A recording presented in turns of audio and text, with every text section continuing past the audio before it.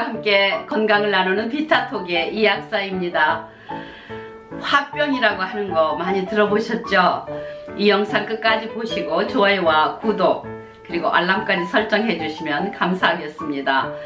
옛날에 남존 여비 사상이 굉장히 강했던 우리나라에서는 남편이 하는 일에 대해서 뭐라고 대꾸할 수도 없었고, 특히 시부모님들은 정말 하늘같이 모시고 있어야 되는 여자들의 가슴속에 그 치밀어 오르는 분노와 그 울화를 우리는 화병이라고 했습니다. 서양에서는 또 어떤 그런 문제가 있을 때 자기 자신을 표현했기 때문에 그 안으로 치밀어 오르는 어떤 그 상대방에 대한 분노는 그렇게 많지 않았던 것 같습니다. 그래서 화병이라고 하는 그 특별한 그 용어를 우리 한국에 국한시킨 것 같으죠. 공황장애, 불안증, 뭐 여러 가지 그 우울증과 결과적으로 볼 때 나타나는 신체적 그 증상에 있어서는 별 차이가 없는 것 같습니다. 화병과 공황장애가 거의 비슷하게 나타나는데, 이 공황장애는 증상이 돌발적으로 나타나는가 하면 이 화병은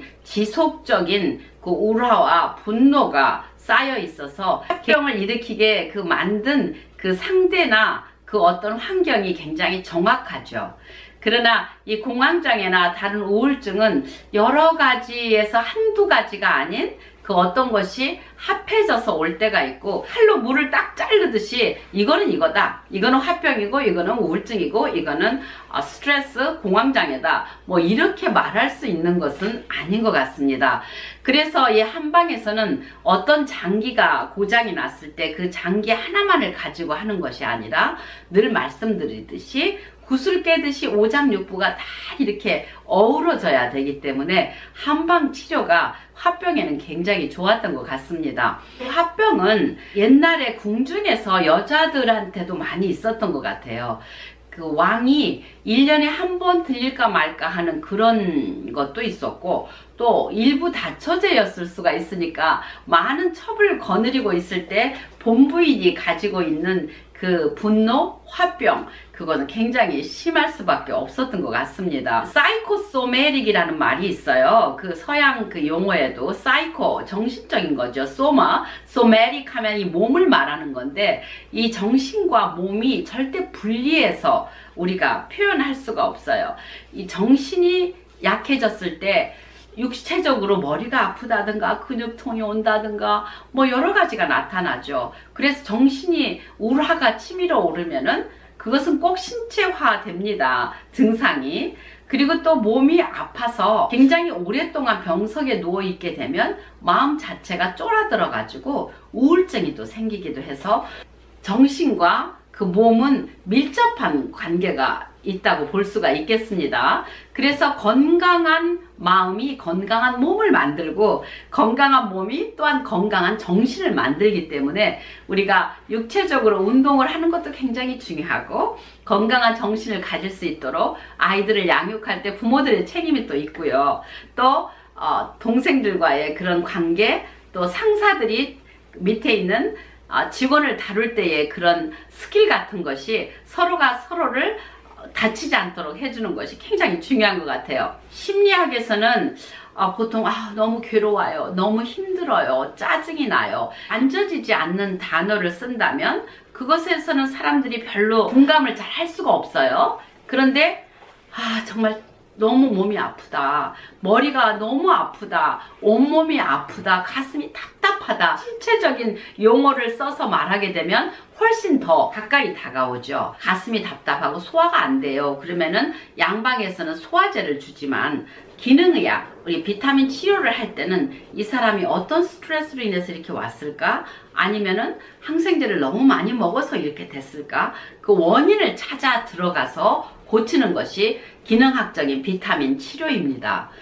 그래서 지금 금방 아픈 것은 양방이 잡아줄 수 있었는지 몰라도, 긴 안목을 볼 때, 또 장기 동안에 치료해 나가는데 몸에 어떤 게 더 유익한가를 볼 때에는 기능학적인 비타민 치료를 꼭 고려하셔야 됩니다. 그래서 이 화병에 대해서 좋은 그런 한방 재료는 너무 많이 있습니다. 화병은 어떤 돈 관리를 할 때 뭐가 잘 안 됐다든가 돈을 누구한테 뜯겼다든가 해서 그 화병의 대상이 좀 사람으로 귀결될 때가 참 많이 있어요. 내가 남편으로부터 늘 태움을 받았다든가 번아웃 됐고, 학교에서 폭력을 당할 때에도 어떤 대상에 대한 그 분노, 자기가 그들을 이기지 못하고 그들에 대해서 정말 내가 어찌 해볼 수도 없을 때에 그 분노가 화병으로 변하기도 합니다. 이런 아이들을 어떻게 우리가 잘 케어를 해서 도와줘야 되는지를 살펴보는 것도 굉장히 중요하죠. 아이가 굉장히 시름시름 앓고 있다거나 이유 없이 울기도 한다거나 학교를 가기 싫어한다거나 이럴 때에 절대 그것을 놓치지 말고, 아이가 게을러서 공부하기 싫어서 저런가 보다 그렇게 무관하게 생각하는 것보다는 좀 더 깊이 있게 관심을 가질 때에 그 아이를 구할 수가 있습니다. 요즘에 코로나로 인해서 화병이 다 생기는 사람들 많이 있어요. 얼마나 많은 빚을 또 내가 지고 이렇게 문을 닫아야 될 때 화병이 생기지 않을 수가 없죠. 분노가 와서 열을 갖게 되면 울화증입니다. 울화증은 화가 숯불에 그냥 빽빽히 그 나무가 들어선 것처럼 내 안에 화가 빽빽히 들어섰다는 울화증입니다. 이렇게 열이 많아지게 되면 심장에 열이 많아지면서 혈압이 갑자기 올라간다든가 여러 가지 증상을 나타나게 되죠. 그래서 한방에서는 먼저 심장에 불을 꺼주는 게 굉장히 중요합니다. 심장이 뜨거워지면 그 열은 옆에 있는 간으로 또 옮겨가게 되고, 이 오장육부로 다 이 열이 떠서 다 올라가게 됩니다. 양방이 어떤 문제가 생겼을 때 그 문제를 딱 잘라서 낸 것으로 그 순간만 증세를 조금 없애준다고 하면, 한방은 천천히 그러나 지속적으로 그 두 개가 잘 화합을 해서 오장육부의 모든 전기가 또는 진액이 다시 제자리를 찾을 수 있도록 도와주는 겁니다. 여러분에게 오늘도 도움이 되셨기를 바라면서 이 긍정적인 마음을 가지고 오늘도 힘차게 사시는 하루가 되기를 바랍니다. 감사합니다.